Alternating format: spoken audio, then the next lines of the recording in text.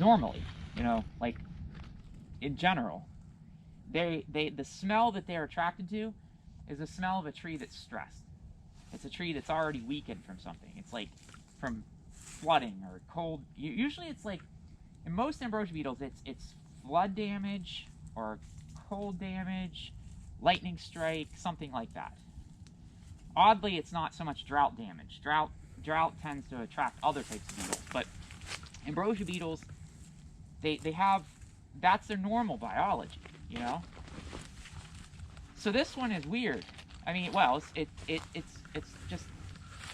confused. It was brought here to North America, you know, like on a ship or something, or in wood packing material, we think. An adult emerges out, and it smells these red bays or laurel, you know, family trees. And for whatever reason, there's one of those chemicals that this thing makes, you know, confuses it. And it thinks that those trees, I mean, thinks, it's not thinking, it's just, it's reacting. It's reacting to those smells in the same way that it would to a stress tree in a natural environment, in its native environment, probably in Asia. But here, these aren't stressed, you know. So when it bores into the tree, it's kind of like what we would consider like a mismatch. It's like it's not the way it would normally, its natural history would normally function. You see what I mean? Mm-hmm. And so it's just a consequence. It's just like two things happening that shouldn't really happen. But and then a third piece of this that shouldn't normally happen is those spores of the fungus get into the vascular system of the tree. And here's the other part. This is it's crazy that all these coincidences all happened lined up in this case. Is that the laurel family, and it seems like it's only the laurel family because we've tested this. The spores, when they get in there, they trigger this crazy overreaction where the vascular system just shuts down, and bam, the whole tree just wilts and dies in a very short period of time, like within days. I mean, like 10 days, the whole tree can wilt and die from having those spores in there. We can put them in a magnolia, and it doesn't happen. We can put them in a maple, it doesn't happen. And we've tried all sorts of other trees to see what happens when we put them in there. Nothing. Absolutely nothing. But it seems like almost all the North American Lauraceae, quite a few of the Central and South American ones, Mexican ones, and some of the Asian ones, all do it. And there's a couple, and some in Europe too, by the way, that do it. All the ones, but a lot of the Asian ones don't, but which makes sense because it evolved there, you know. So there probably were these, you know, these interactions that have occurred there. So, you know, so you know, those Asian Lauraceae probably do produce compounds that attract the beetles to live trees. You see, but so the trees over there have evolved, you know, to not just, you know, wilt on contact. You see. So we're still not 100% sure exactly what it does in its native range. Like, is it really attacking live trees initially? Probably not, because it would be a dead end for the beetle, because the beetle can't really, I mean, if the trees don't wilt and die in Asia, right, then they wouldn't be able to cultivate the fungus. So I don't think that's really what's going on there. I think that it's really attacking stressed trees in Asia. I mean, that would make sense. So, anyway, I'm just giving you the context. It's important to understand this context. That what's going on here is like it was unpredictable. Nobody would have predicted this. I mean, the experts that work on this stuff would have no idea that this would have ever be something on the radar to worry about. I mean, we have a lot of stuff to worry about. Don't get me wrong. There's lots of things we can say, oh yeah, that thing that's going on in South America, that fungus that's in Japan, yeah, we got to worry about that. But this, you could have said, I mean, like prior to 2002, you could have said, okay, there's this ambrosia beetle that attacks, you know, Lauraceae in Myanmar. Here's what it does. People would have said, okay, it's probably not a high risk to North America. Nobody would have predicted this. That was in 2002. That's when it was first discovered in Georgia. Oh, wow. Yeah, in Savannah, Georgia. And then since then, I mean, it's killed 300, I mean, just red bay, 330, I mean, and this was several years ago, 330 million red bay, mature red bay. 30%, estimated 30% of the total red bay population. You know, this was like back in 2017 when we did the work on that. It's more than that now. And that's one species out of, you know, like I said, it's affecting the entire Laraceae in North America. It's now spreading through sassafras like wildfire. I mean, it's so this is in some ways an incredible case study of like an invasive species gone nuts and not being predictable, and having all these just coincidences of, like, you know, the chemistry of things, you know, being so important. Chemical ecology, you know, is the way we put that, and you know, and you know, needing to understand the evolutionary relationships of things, you know, being able to put that all into context. That's all so important, you know, and also just the fact that we know so little about the biodiversity of beetles and fungi on the planet, and you know, this fungus was new, you know, new to science when it was first described. And even as we started to develop diagnostic tools for this thing, when it was attacking the avocados, we found yet another fungus that was new to science, because it was hard for us to come up with a diagnostic test that would be specific to this thing. I mean, it's just complicated. I'm just trying to, you know, understand the context of it. Again, I want you to have a more nuanced understanding of this than the average person. So anyway, so our goal, a little bit of life on it. It'll be interesting to see if this one actually totally dies. It may not, actually. But if we cut into the bark, what do you see? Black. Yeah. See that? Nice black streaking, right? That is like the absolutely classic symptoms that we see with laurel wilt, and especially on the Perseas, is this absolutely dark black vascular streaking. Okay, and this is not specific necessarily to laurel wilt. A lot of wilt diseases do this. You know, we see this with Dutch elm disease. We see this to a certain extent with oak wilt. You'll see some black or dark discoloration vascular streaking. And you can see it's still damp. It's still, you know, this hasn't been dead that long, or dying, I should say. It's dead now, for the most part, except for that tiny bit. And so, if we were to take that and plate that out on, we have a certain type of media we plate that out on. Within days, the fungus will just grow right out on it. It's actually pretty easy to culture this fungus. And at this point, the fungus is, you know, the amount of fungus in there is pretty high. But like I said, you know, we can kill the trees with a very small amount. We have done studies to show that inoculations with as few as, you know, less than 100 spores total. 100 spores. I mean, these are microscopic, tiny spores, less than 10 microns, less than 10 microns in diameter, can kill a tree. That's the irrigation. Okay. So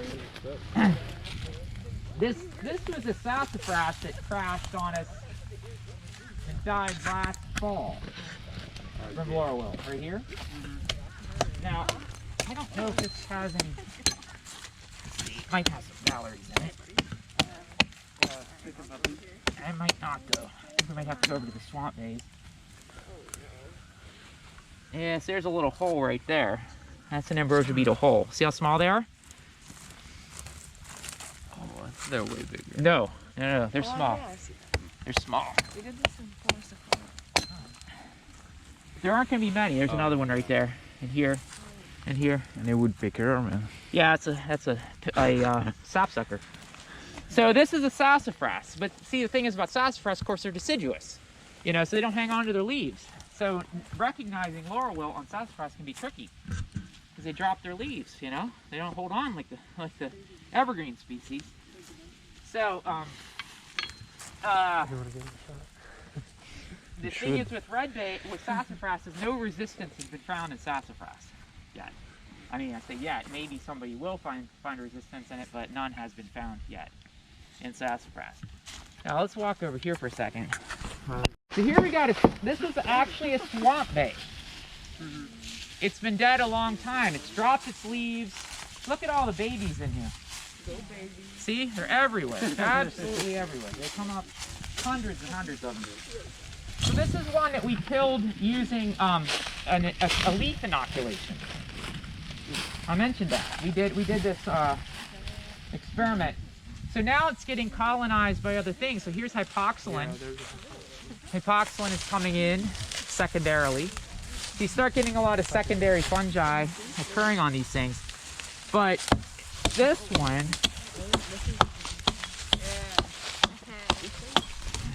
just see if I can find some. Should have brought my chainsaw. Yeah. Forgot to bring it. I got one in the car.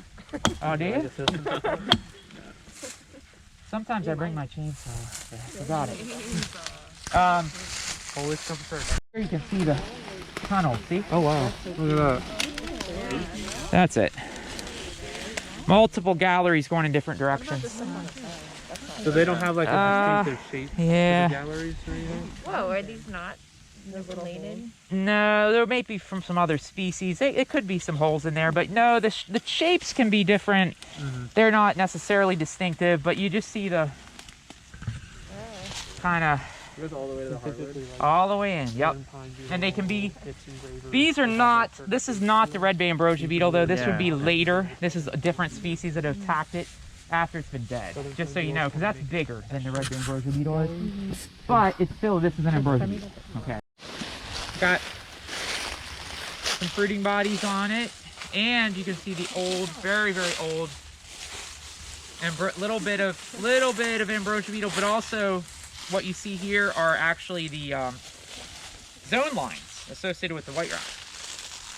Okay, so multiple things going on there. Okay, so we'll just keep going down. You can see there's actually some boring dust. See?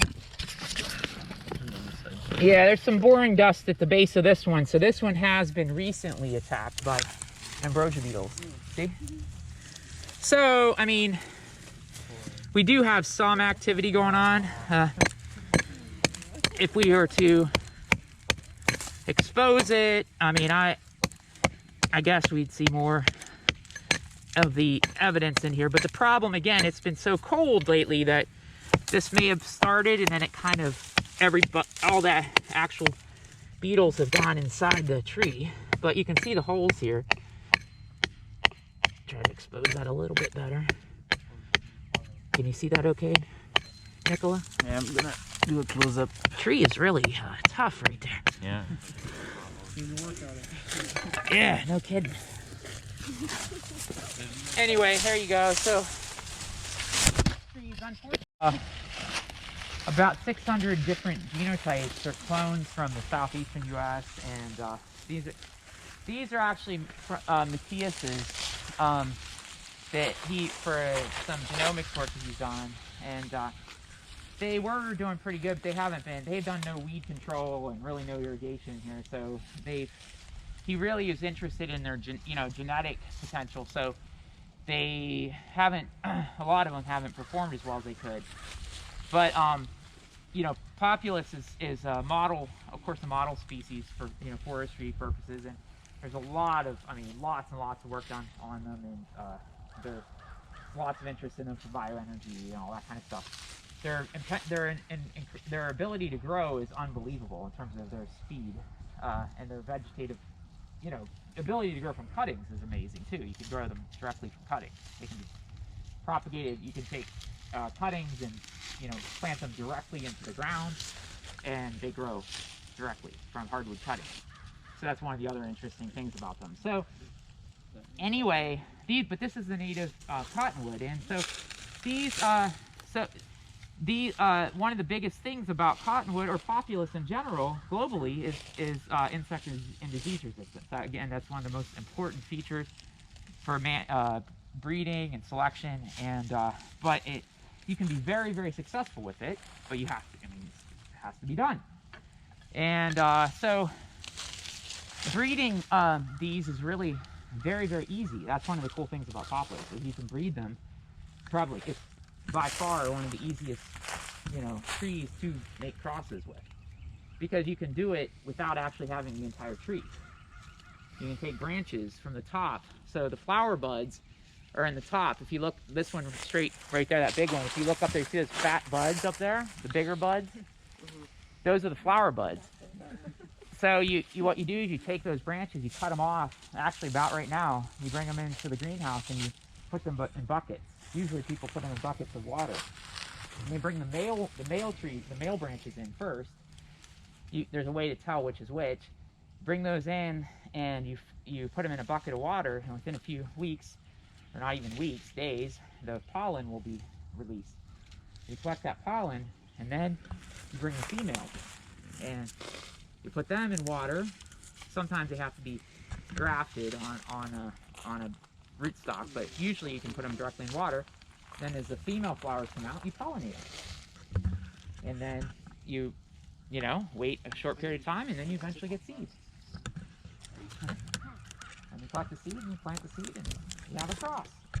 So over there, we have crosses that we've made for some of these. So Matthias and I have been making crosses and doing some breeding work with poplars. So we've made some selections from the top individuals from in here and some others. I have a big interest in poplars. I've been doing a lot of work with them over the years. So I've got some, you know, some top individuals that I've made crosses with, and I have some unique traits and things that I've been working with. So, but anyway, so that's what's going on. So the disease resistance is a big deal, and there's a lot of canker diseases. Here you've got a fungus. This little fungus here is called Asterium. That cause, you know, a lot of these are secondary, but if they get any stress whatsoever, you know, you forget it, you know, especially here. You know, cottonwood will grow incredible. I mean, they can grow like 15, 20 feet a year here, but they have to have perfect conditions. I mean, where we're at the southern limits of its range, and it can grow super, super well here, but it has to have really good conditions, and our soils are just not very good for cottonwood. It needs a good, rich bottomland type soil. This is not a rich bottomland soil. This is sandy, crappy soil, especially here. And so if you want to grow it, especially as a crop, you have to have, it hates competition, it hates having weeds, it has to have kind of like, you know, just right conditions. And so especially in this situation, these guys aren't getting what they want. They need to have a lot of nutrition, a lot of water, no competition, you know, that. So, and so when you start stressing it with that stuff, then the pathogens start hitting it. You get canker pathogens, and there's a bunch of canker pathogens. There's a lot of leaf spot pathogens, and there's rusts, a lot of leaf rust. It's not stem rust in this case, but leaf rust these are susceptible to. I'll show you leaf rust in just a minute over here. Let's keep going. Fusiform rust in here. What should we give them? Should we give them something?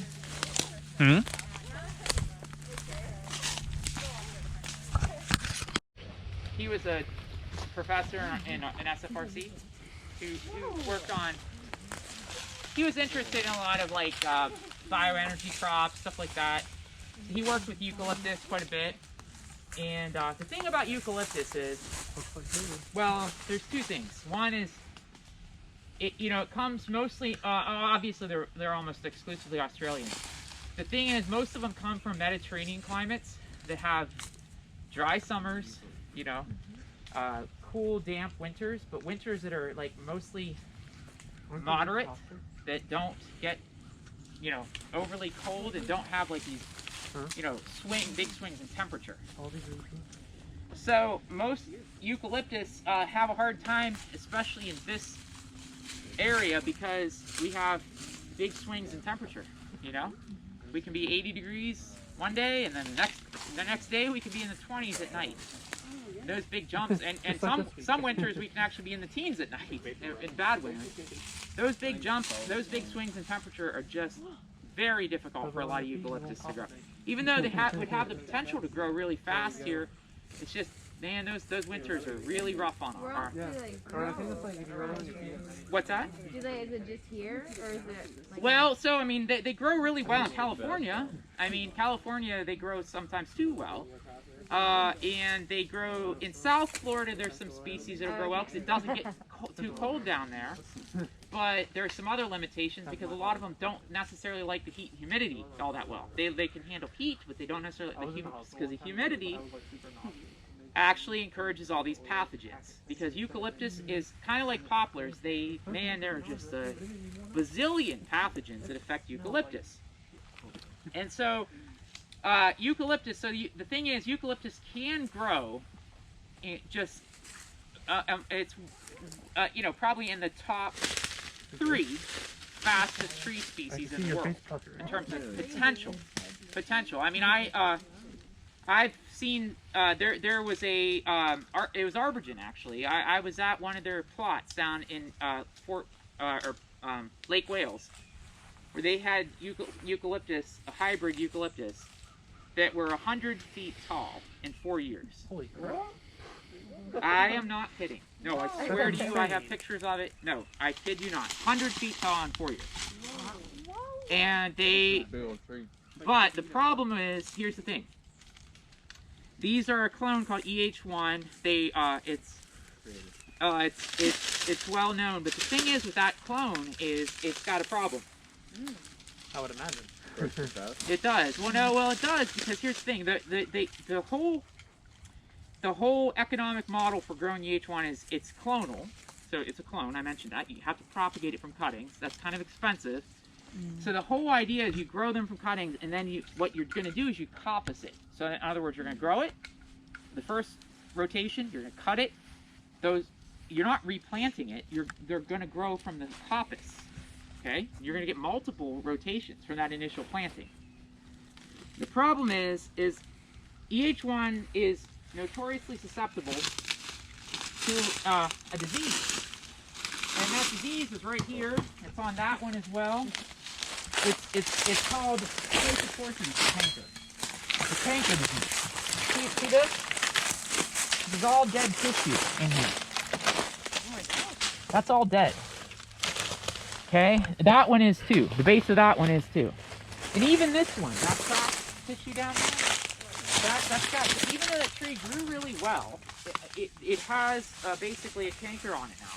And many of these actually have it. The one behind Nicola has it. This one has it. Look right here. See that? Look, right here. See that? So that's called Chrysoporthia canker. It's Chrysoporthia Cubensis is the name of the fungus. It's thought, we don't know the actual origin. It's thought to maybe be from Central America.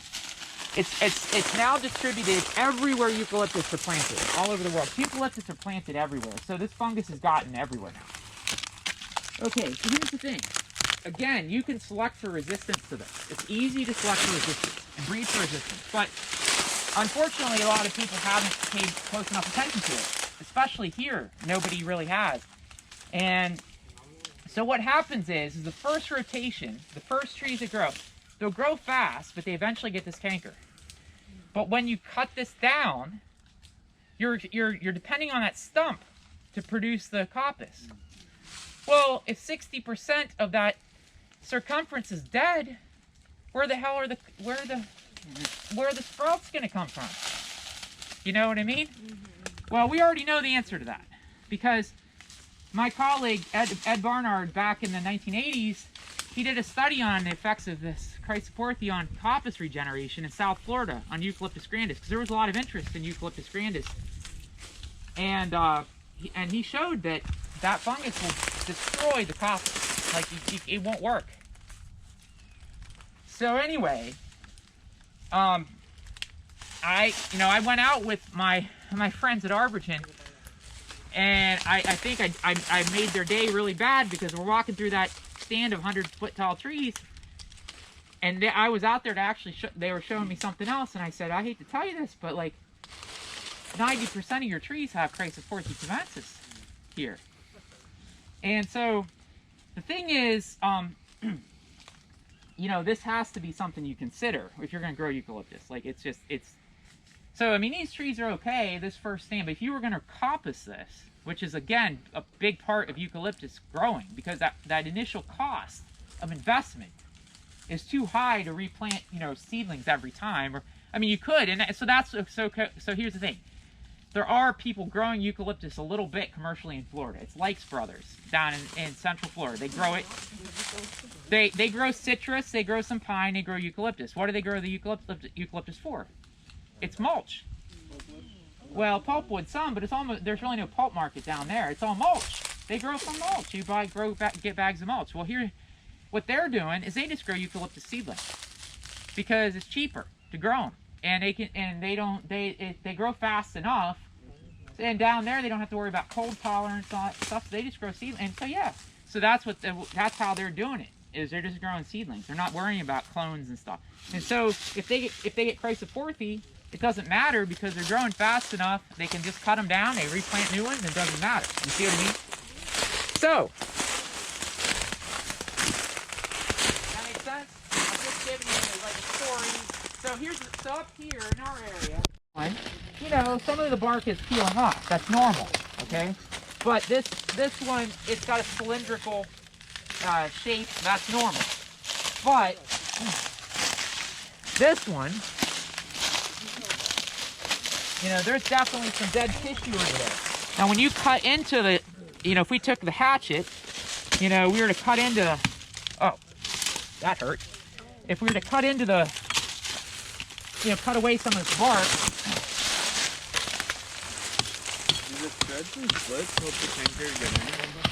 You can see their dead tissue. It's the margins of the dead tissue. I'm gonna try to show that where that is. I know there's the bark should be white. This actually looks like it might have just recently died. See how the bark is brown? It should not be that color. It should be white. This is dead tissue. This is dead wood. That cambium that should be white. Okay, so this at least, and you can tell by, you know, by the way this bark has turned brown. You know, this is all turned brown. It's been cracking and drying. Okay, you can definitely see the effects here. This has been dead for quite a while, right? And this is all fluted, dead on this side. Wow. Yeah. I should have looked up. Yeah. Right? Always look up when you're looking at a tree. But some of these, like this one, okay. Maybe that one's been dead too. Yeah. Just suffice it to say, this canker is a little tricky to identify. You often have to do what I just did to see, because the way the bark, you know, flakes and stuff. Oftentimes, I think it's misidentified or it's missed because they think it's just the cracking bark, but in fact, there's a canker at the base of it. Here, this maybe. one right here. Yeah, and this one right here. Look, I guarantee you that the fungus is in here, and there's a canker going on right here. How's this thing get in? So, it seems to get established just in the crevices of the bark, and it's able to penetrate maybe little wounds and things that established. I don't think, it doesn't take much. But the fungus then produces fruiting bodies that are very small. They're usually like under the edges of the bark. Usually you see those in the summer or when it's damp. I mean, I'm sure if we looked hard, we might find some under here. But anyway,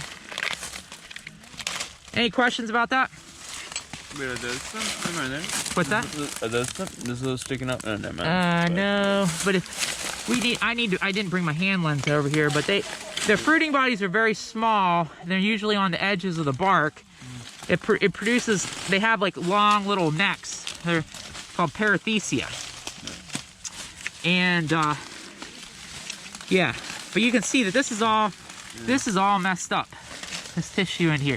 Now it might be that it's not total. There might be strips of You know, there might be a strip of living cambium in here, you know, that's supporting it. But look at this crack right here. Yeah. That tells you there's a lot of, you know, there's some drying going on in there. And did that crack allow more to get in? Because yeah, exactly. And I think it's just like it just keeps going. Okay. A bit of Leptocybie on here. Not a lot right now, but some. Enough to show you at least. So you see the deformities on the petiole? Or on the leaf midrib? yeah. See that? Okay. Doesn't look like much, I realize that, on the amplifolia.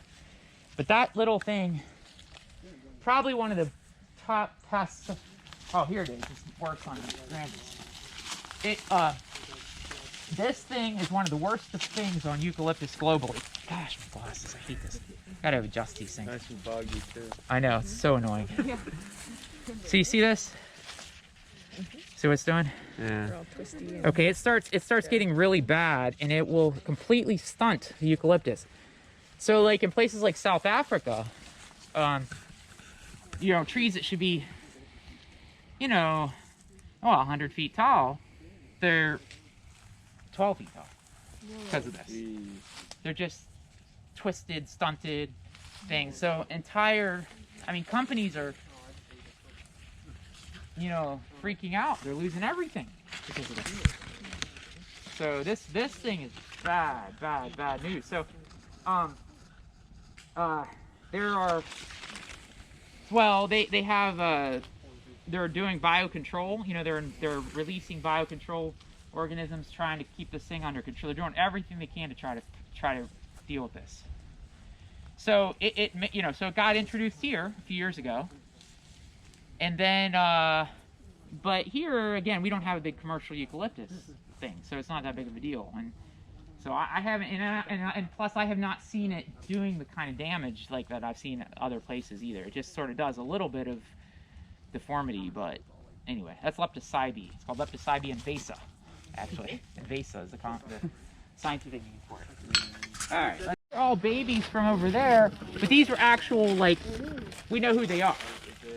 So we collected the seed from individual mother plants, and my plan is we got delayed because of COVID, but we were going to inoculate these past spring, but we got delayed. You know, COVID kind of threw a wrench in our plans, but it's okay. So, but we're going to. Our plan is to shoot these up with some spores this spring, and then see what happens with actual large numbers of seedlings from known mother plants from over there, and look at the pattern of you know, sort of susceptibility from these different parents, and then we have a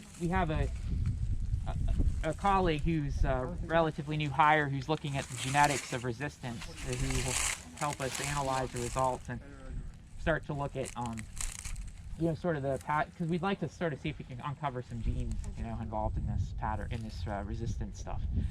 So that's what this was all about in here, and yeah, so we'll see how it goes. But these, we know exactly who these are. I mean, there's some genetic fingerprinting that we did, you know, with the originals and with these, and then but these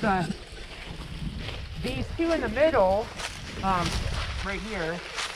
They represent a kind of a mutant that occurred in Chile back in like about 100 years ago on a poplar in a windbreak of all places, that a farmer noticed that kept its leaves instead of dropping its leaves, and so the farmer propagated it because it kept its leaves, and so that was sort of a valuable trait, you know, because this is in a mild area where keeping its leaves would be good. And so it's thought that this is just a mutation that just occurred. Nobody knows why, it just happened, you know. But most people didn't pay attention to this, but some people in Australia were interested in it for breeding because they wanted to make poplars that could grow in warmer climates. I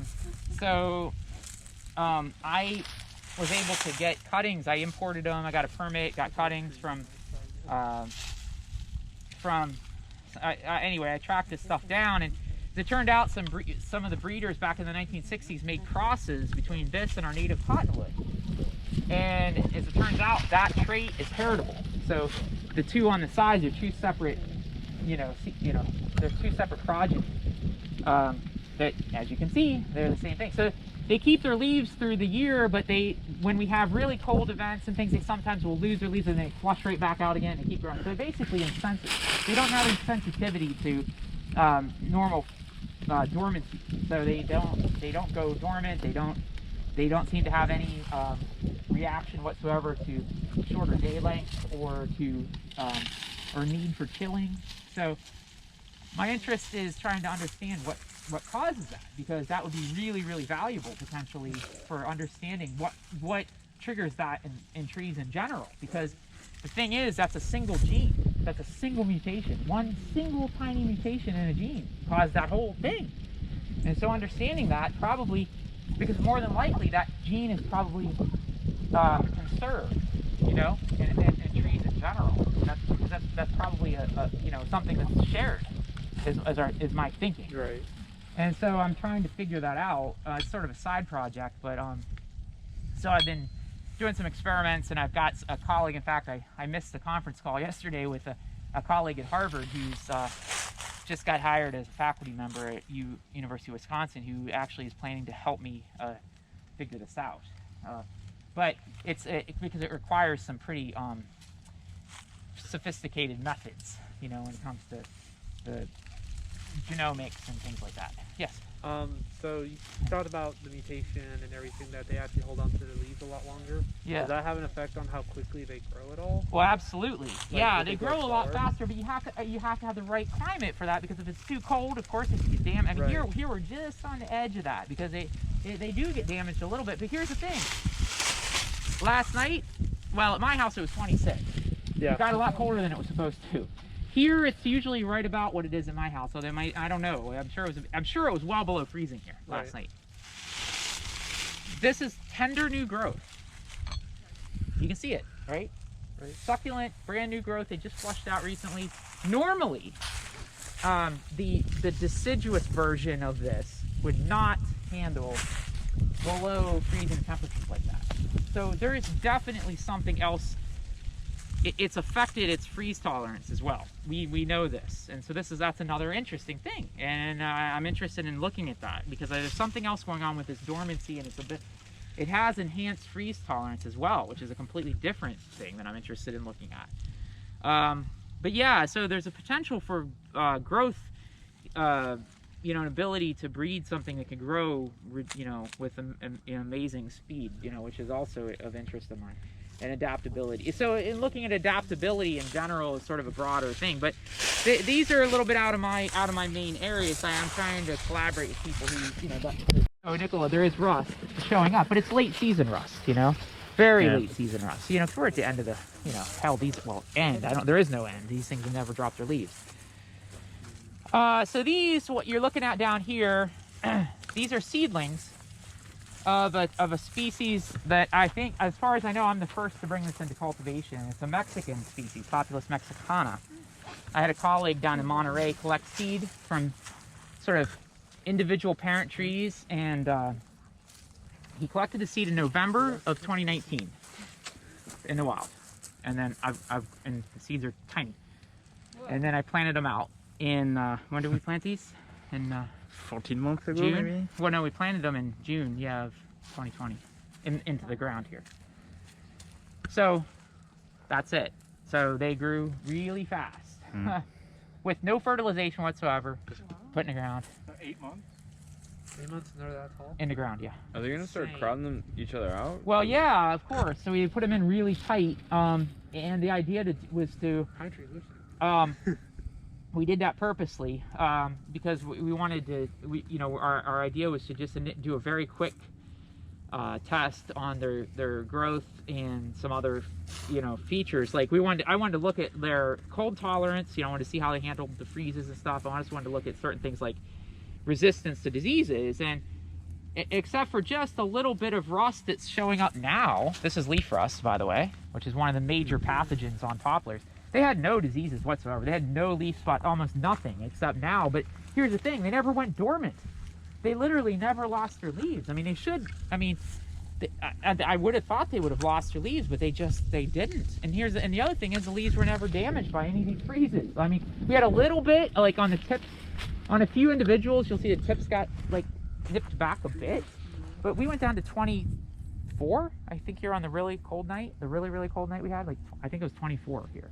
There was, they just stayed, it was like nothing, they didn't even bother them. But yeah, they got, that's a rust, by the way.